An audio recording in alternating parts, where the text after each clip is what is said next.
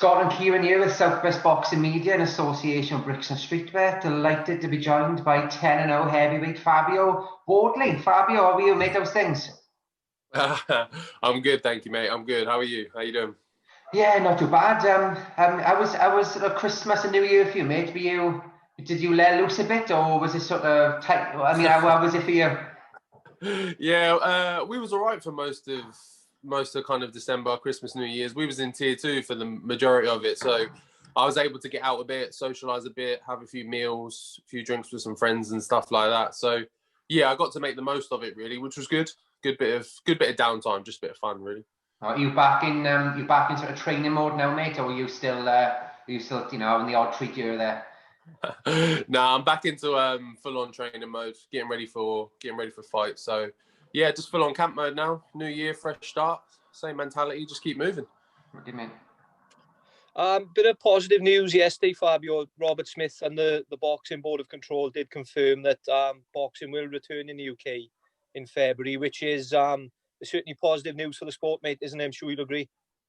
Yeah, of course. It's good for everyone. As much as everything's going on at the moment, we need to keep going as a sport and just in everything. We need to keep things moving. We need to keep them fights going. We need to keep the interest, the buzz, and all of that. And ultimately, at like a lower level, we need to keep getting like fighters paid and promoters and just everyone that's involved in boxing, all the way down to the people that put up the rings and everything. That's everyone's job at the end of the day. So we all need to get paid and pay our bills and whatever else. So it's good that we can get moving again in Feb. Definitely, mate. Obviously, Matchroom have come out now and said there's potentially 2 cards happening, Fabio, really soon. We've got Josh Walton supposed to be fighting. We've got obviously the Kelly Evan fight that keeps getting suspended and stopped. Any potential fights for you, maybe February, jumping on those cards? Like, you find any way onto them at all? Yeah. Or can't you tell us?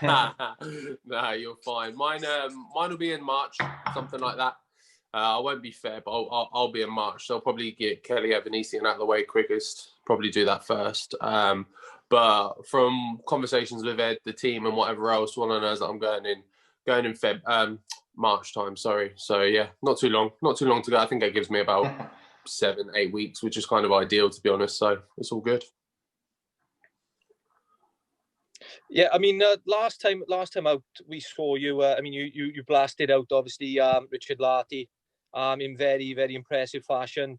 You of course are the English champion and 10-0 as we mentioned, Fabio. So just tell us, how does the perfect 2021 look for you now, mate?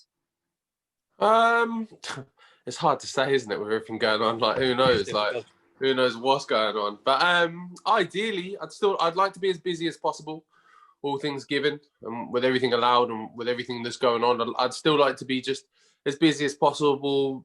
Say if I go in March, another one summer, and then maybe 2 at the back end of the year. So 4 for the year would be ideal.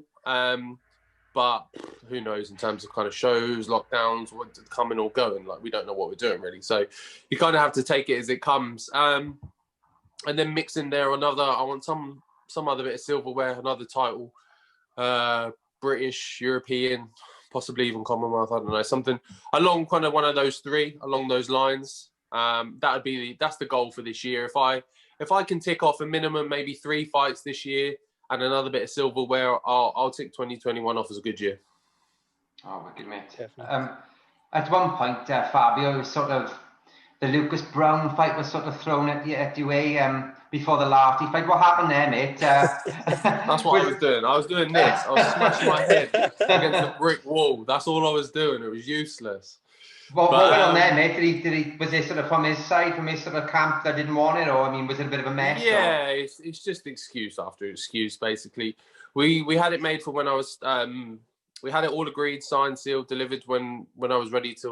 When I was going in November, and about 2 weeks before he pulled out, saying he was grumbling over like flights, saying that he wanted more of his team to come with him. I don't know how many numbers he was looking at. Like, he probably wanted 7 or 8 people. Like, what for? I don't understand. You have to understand the times and what's going on and all of that. So he was arguing about this and that. So we cut that one. And then we started again at the beginning of the year, or even in December time, to be honest. In December, he was DMing me loads, going, I'm on it, I want to do it. Get Eddie to send me the contract, blah, blah, blah. I want it, let's go. And I was like, and this was like, I don't know, a week or two. It was probably it was the week of actually the AJ fight week. And I was like, Ed's a bit tied up right now. Like he's got bigger things to deal with in terms of sending you some little old contract. But don't worry, I've spoken to him. It's all good. We're going to go. And then a few weeks go by, whatever else, and then he starts like kicking off again because the UK goes into obviously another lockdown, which isn't really a problem because for the majority of last year we was in a lockdown and fights were still getting made and everything was still happening. So it's not really that big a deal. But that was the next thing he wanted to throw his toys out the pram about, and we just got to the point where it's more hassle than it's worth. Like there's plenty of other good names out there we can fight for next to no trouble that would like relish the opportunity to fight on a big stage, on big shows, and in times where fighters aren't fighting a lot at the moment. Like I don't know when's the last time he had a fight, so I don't like. It's hard to kind of beggars can't be choosers is kind of the best way to go for it. So is that it's dead in the water now, mate? Is it? Yeah, it's gone. And it's too much hassle than it's worth, and that's what I just said to the team. Was like, I can't be bothered. Like, there's plenty of other people out there that we can fight, plenty of other decent names that want to fight, that are game to fight, that don't just run their mouths for the sake of social media and everything else, that actually are game and want to do it. Like, there's no point us faffing around and then he leaving. Like, what I didn't want was to have the same situation we had in November where a week two before the fight, he pulls out and then we're stuck trying to scramble and find someone. I don't want to be in that situation. So I'd rather just cut it, go, do your thing, whatever. Don't worry about it. Yeah, I mean, as you said, it is a bit of a shame, Fabio, because I think I've heard you say in a previous interview that it would have been good for your development, and it would have been a personal measuring stick for yourself as well against obviously a former world champion as well. Yeah, don't get me wrong. Like the fight itself, for what it was, would have been ideal. It would have been a good measuring stick, a good level of opponent.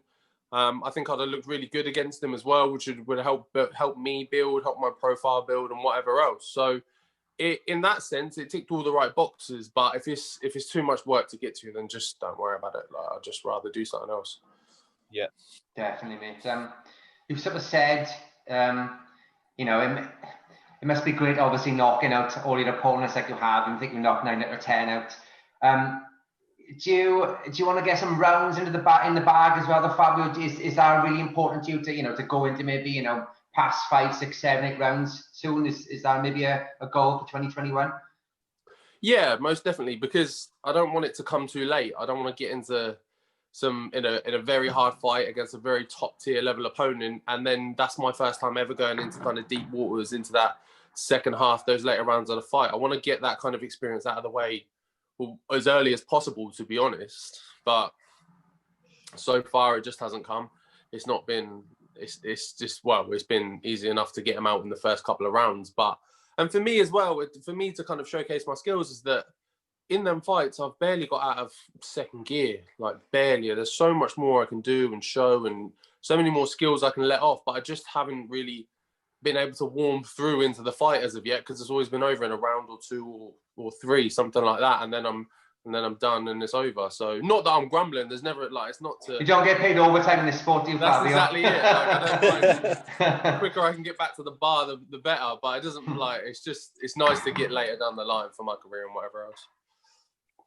Fabio, I got to ask you as well. Obviously, as we know, you're managed and looked after by a certain Mr. Dillian Whyte as well. Have you had much chance to speak to him, catch up with him recently, and how is he? Yeah, no, we speak daily pretty much. We speak daily every couple of days or so. Just check in with each other, make sure each other's doing all right. Obviously, he spends the majority of his time now out in Portugal. That's where he's moved everything. That's where he does his training and everything else. So I don't see him as much as I used to. But we still speak just as much, and he's fine. He's cool. He's living his life, really. He's in the sun, training in the sun, and nice and warm and having some fun with it. So he's comfier than most of us, I think. Yeah, that rematch looks pretty imminent and being announced, I think, is fair to say. So I suppose he's training really, really hard now at the moment, as you said, Fabio, isn't he? Yeah, he is. And he hasn't taken his foot off the gas at all, really, ever since literally the first fight, he went. I think he went to Portugal maybe a week later and jumped straight back in the gym. So he hasn't missed a step in that sense. He's just been training. Obviously, he was supposed to do the rematch in November, and it all went a bit south. So he's just been kicking over and doing what he needs to do. But he's fully there, focused and ready. It's just when everything gets announced and he gets his opportunity again. Yeah, mate. Can you see obviously Dillian coming through the next fight, maybe righting the wrongs of the last fight? Is that what you envisage now for the rematch? Yeah, 1000%. Because like, not to take anything away from Povetkin, because it was a great knockout, but Dill was in complete control of that fight. He was winning the rounds comfortably. He had him down a few times. There was no actual, up until the knockout, there was no point ever where he looked in trouble, where he looked kind of unsteady or anything. Just looked like he was uncomfortable, and that he was completely cool, chill, relaxed, and just going through the motions of what they'd worked on and what they'd done. And like you see, it's heavyweight boxing, and sometimes you get caught, and if one of the big boys catch you, unfortunately you're going down. Yeah, mate. I mean, obviously he was supposed to fight Povetkin a lot sooner, but obviously Povetkin, got COVID. Do you think that was maybe a sort of a blessing in disguise? A lot were saying he was too soon. Do you think actually, though, the fact that he's had X amount of more weeks to train, do you think that's actually better for Dillian? Yeah, it's never going to be a bad thing to have more time. Definitely not. That's more time for him to train, focus, like just do everything he needs to do.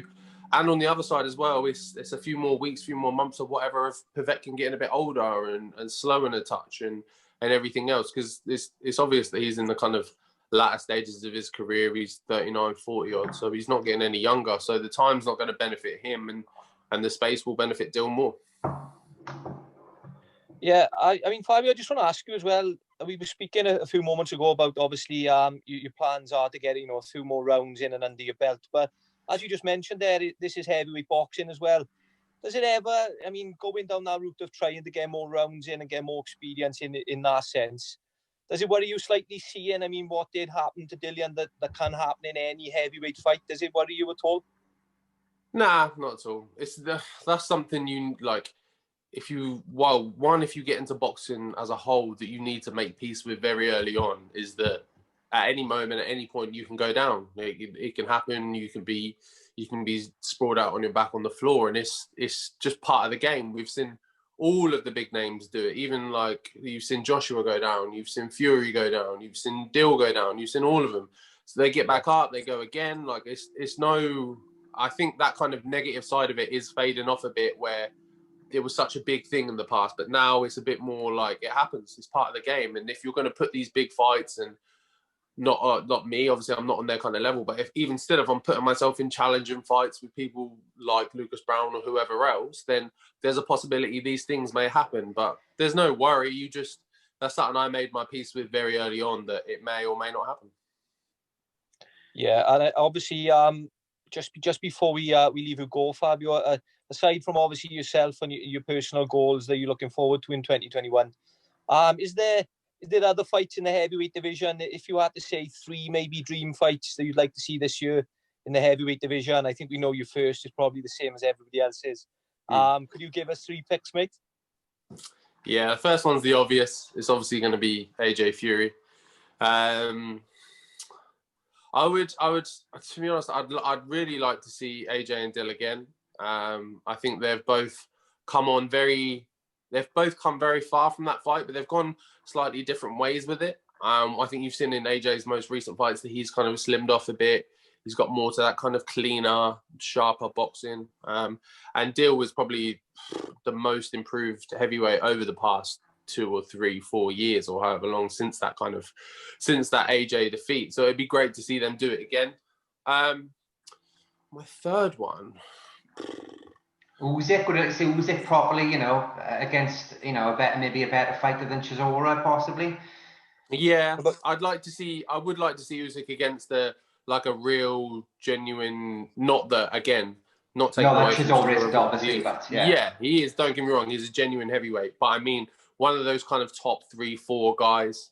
I'd be really interested to see kind of how he does against an AJ, a Fury, a Wilder, a Dill, something like that. It'd be a good fight to watch those. I mean, you mentioned there obviously Dill, and you mentioned Wilder's name as well. I mean, that's still a fight to get a popcorn in for, isn't it? Imagine that fight, Dillian Whyte, Wilder. We'd love to see that, wouldn't we?